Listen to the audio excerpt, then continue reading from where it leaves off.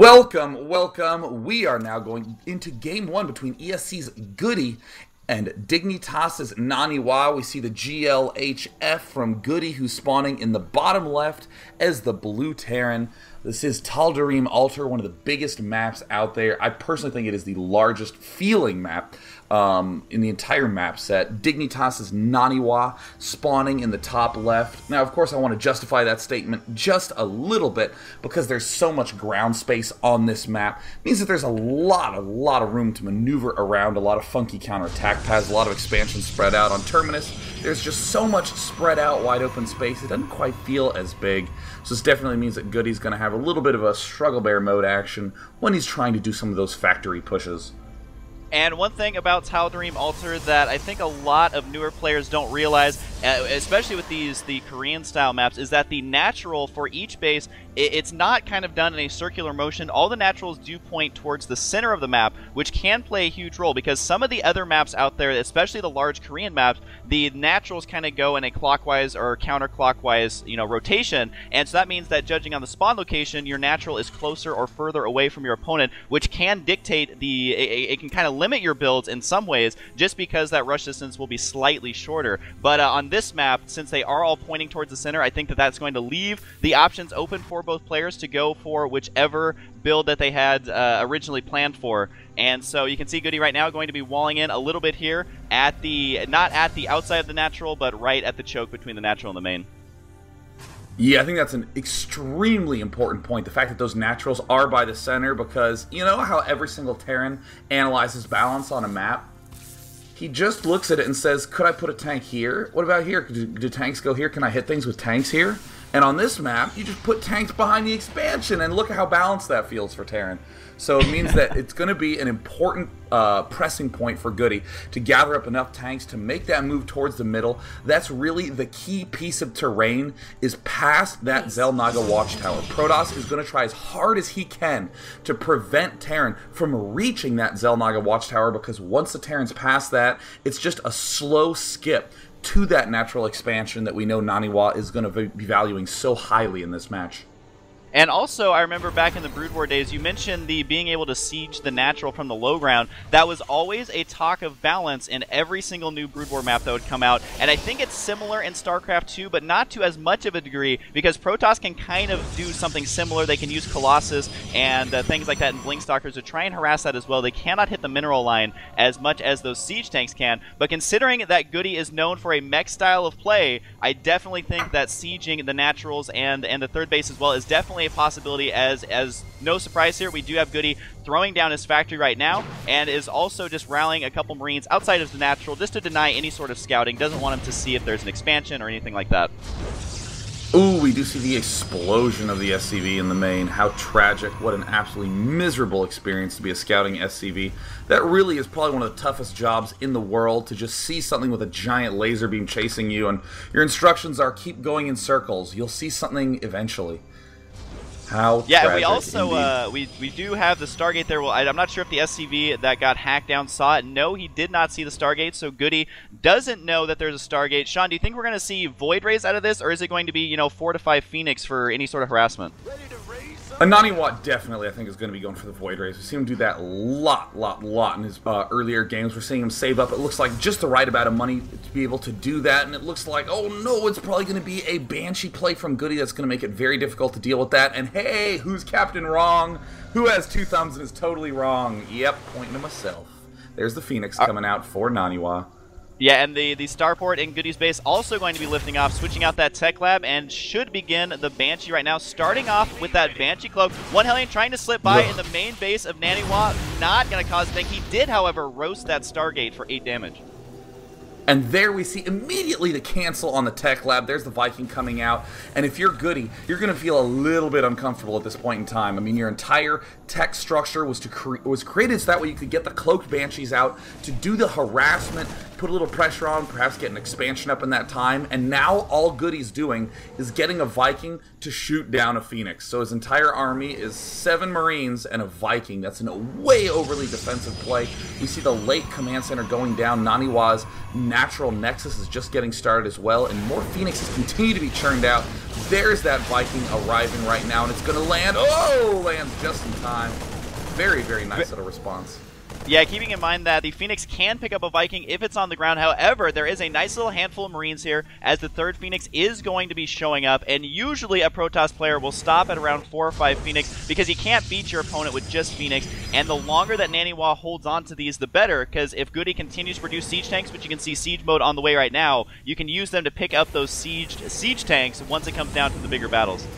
Yeah, this might be... Ooh, and look at that, the Phoenix picking off the SCV, building the command center, going for that mule. It looks like that Viking's still managing to do at least a little bit of damage. The engineering bay gets shot down as well.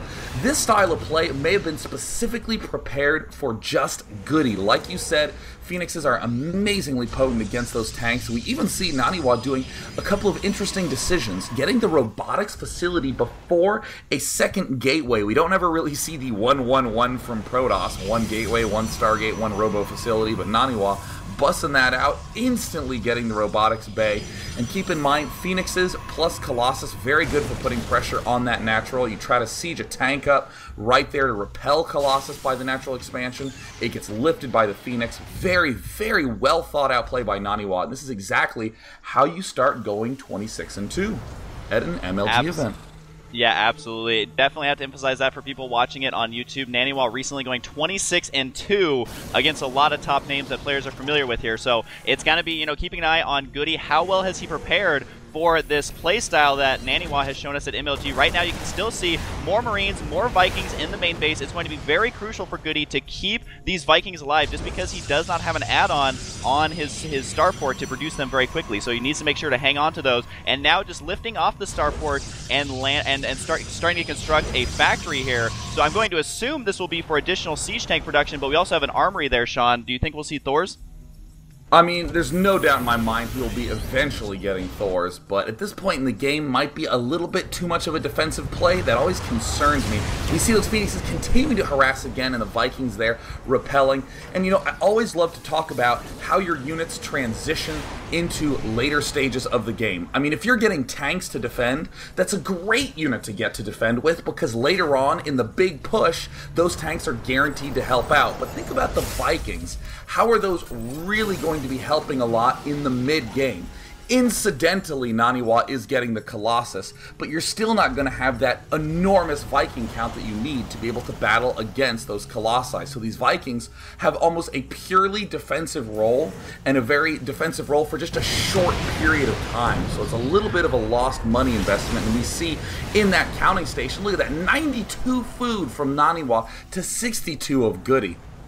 I've been keeping an eye on these Phoenix, and NaNiwa is really taking good care of these guys. He hasn't lost a single one, flying in, delaying the SCVs even on the refinery, just picking them up before that can finish constructing. So he is controlling these well. A lot of players would have lost them by now, but he is keeping them alive to pick up those siege tanks later. And also, NaNiwa does have an observer right in the center of GoOdy's base right now, seeing everything that's going on. He is seeing that fourth factory on the way, even seeing the add-on. So the third add-on is going to be a reactor. So NaNiwa is absolutely not playing in the dark here. He decides that, well, looking at all these factories, gonna be okay for me to take my third base right now, and the timing of it does seem to be ahead of his opponents.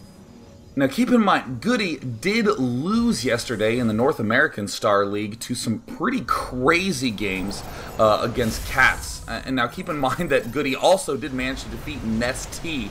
And I will note, though, that with that mech style, that is pretty common, where the crazier the game gets, the less maneuverability and options you have, because you have these slow, meaty units that can't be in a lot of places at once. GoOdy's style is much more potent against a player who's a little bit slower, who enjoys more straight-up engagements. And I think that's what we're seeing GoOdy get into comfort zone-wise right now. Sure, the Phoenix Harassment was doing a little bit of damage, but right now NaNiwa is just massing up a big gateway army, getting upgrades. So perhaps when GoOdy begins to push out, as he's taking his third, that will be a very nice time for him to be able to just crush in a straight-up engagement.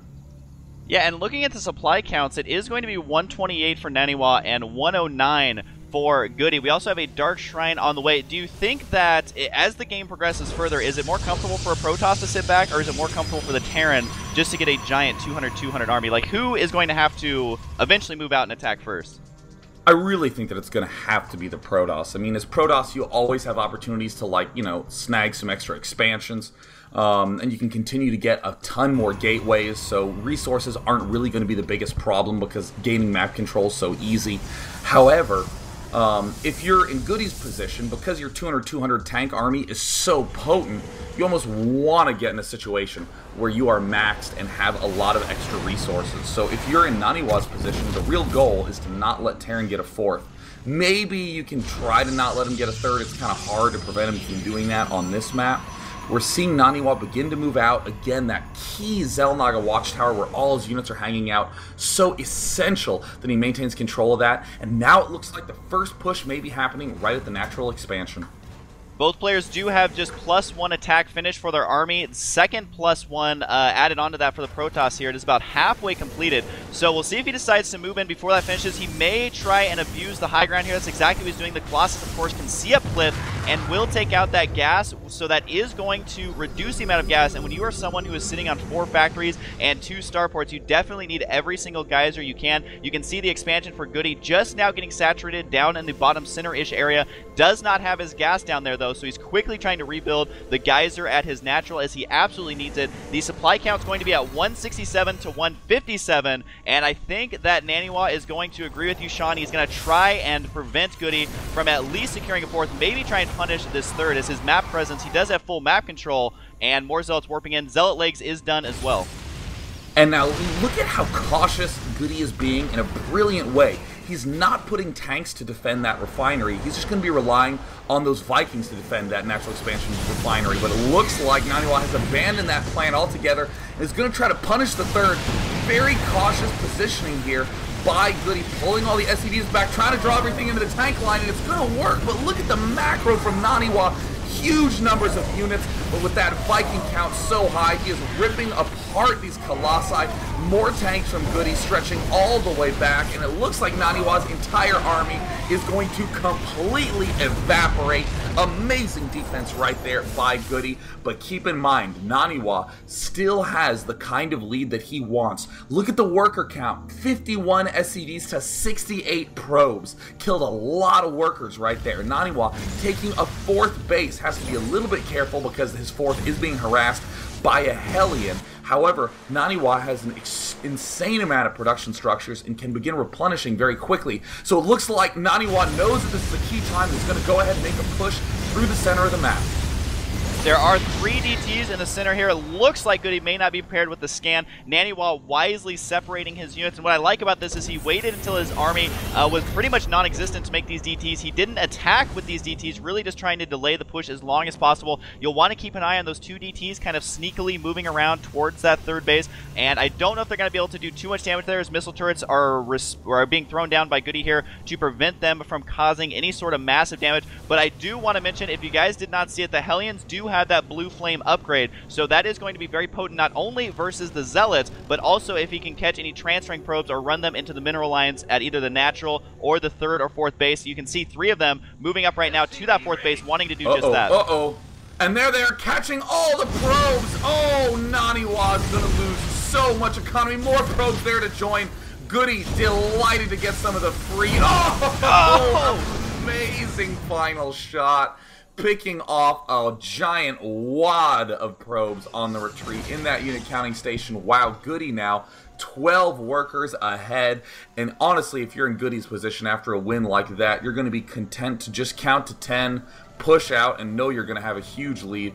We see Goody building a 4th command center at that bottom side. NaNiwa trying to sneak in with those DTs, but knows he has to be very, very cautious, doesn't want to overextend himself. Very calm, straightforward unit control, and starting to hack away at those workers at the south side. But look at NaNiwa having a lot of focus, continuing to suicide to kill off those workers. We see NaNiwa finally getting his 4th base up, but hasn't really added on any additional gateways. Stockpiling quite a bit of gas, should likely begin either getting Templar or sentries or something just to burn through that. Yeah, and just as you say that, Sean, 4 sentries do warp in, as well as some stalkers trying to reduce the amount of gas that he has. There is going to be 3 Hellions slipping up inside the top center expansion, roasting away the probes. There is enough Hellions here to just one-shot these probes, and GoOdy is being very cost-effective with these units. The probes really have nowhere to go, and I want to draw attention to the supply counts. It is now 151 for NaNiwa, 196 for GoOdy, which is going to cue the push. He's moving out with a fully maxed meching army, and we saw the battle last time when NaNiwa had a supply advantage and he got crushed. So this is looking very difficult for him in this stage of the game, considering that really all he has is gateway units. There is 4 Colossus. Don't know if it's going to be enough, though, with how many Vikings are on the field. Uh-oh, there's the siege up from GoOdy, and disorganization by NaNiwa moving forward a little bit too early, and a mech army will always punish that sort of engagement. The Zealots at the front get absolutely ripped apart. We see NaNiwa trying to regroup with some more Zealots in the main.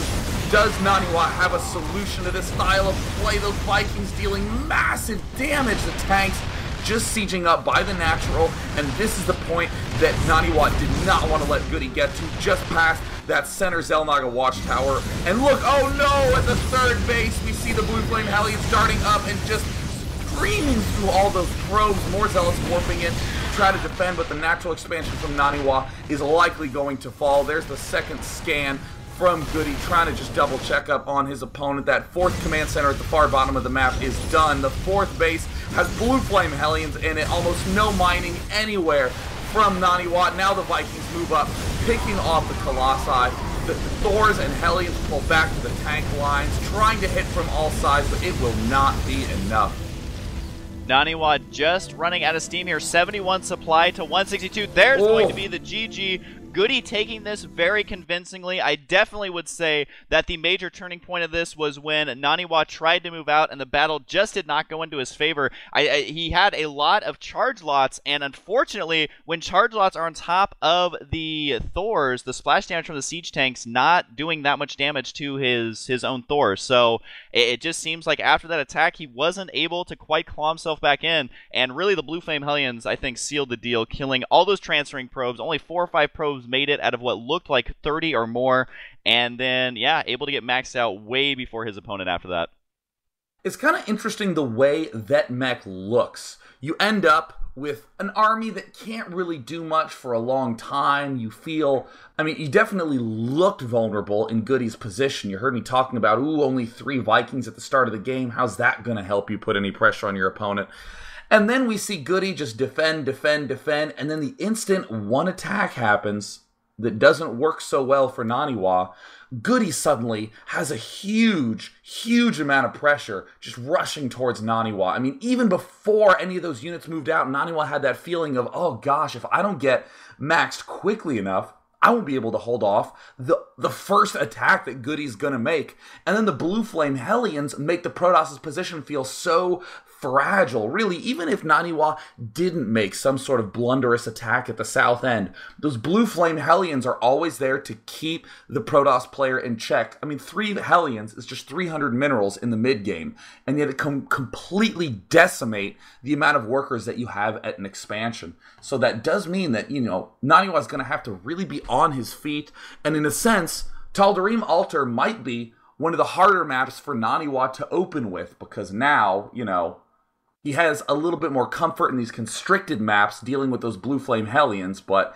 it's really the tanks that NaNiwa, I think, is going to have a solution for, because with all the Phoenixes he made in the last game, they didn't really come into good use. And also, I'm curious, what do you think about the usage of DTs there? A lot of times you'll see DTs used when you're kind of on the back foot and you're trying to be cost effective and trying to do some harassment and keep them in their base. But he made that Dark Shrine really before he pushed out. So do you think that's a valid response to the meching Terran? Was he trying to hope that GoOdy didn't have any scans or Ravens or anything like that? Or would it have been better, you think, in that situation to go for more gateway units, because he had a lot of Colossus as well? I'm just curious if you think the DTs really hurt him there. I actually think the DTs were a pretty smart play. The DTs a lot of really, really good players use them as this time-buying unit. Even really top players who Dark Templar rush think of it as, yeah, these DTs are not going to win because my opponent is definitely going to be good and will have missile turrets up. So clearly not going for a fast, easy win.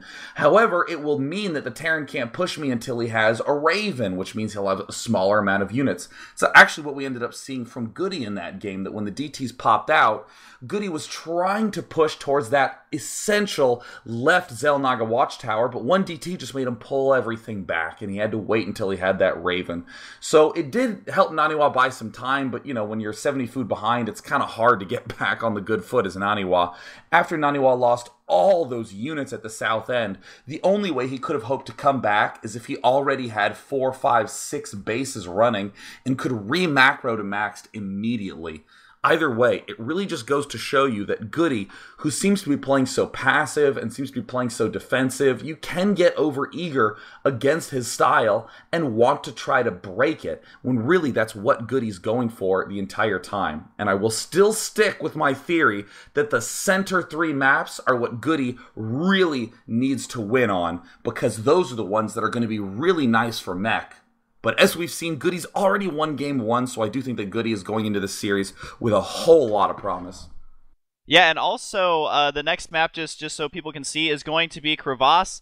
And so that is going to be another large-style Korean map. So we'll see if Goody, you know, decides to turtle once again, make up a massive army. I think NaNiwa is going to have to play a little bit differently. I mean, obviously not running your army into a turtling Terran, probably not the best choice here. Although one thing about this map is there is lots of destructible rocks all around the map that you can destroy to just open up different paths to try and get a flank on your opponent. And then, yeah, this map has an expansion in the backside of your base that can be very easy to take, so it's always a risk on if you want to take the slightly less rewarding one inside your base or go for the more risky but higher minerals and gas outside of your base in that game. So Goody is going to be up. If you're just joining, he is up 1-0, and make sure, guys, to go post it on Facebook, call your grandma, tell her to watch. There is a potential for 10 games today. Just because it is 2 best-of-5s does not mean that it is a boring day whatsoever. So there's potential for 10 games today, so we could be here all day, which I am totally fine with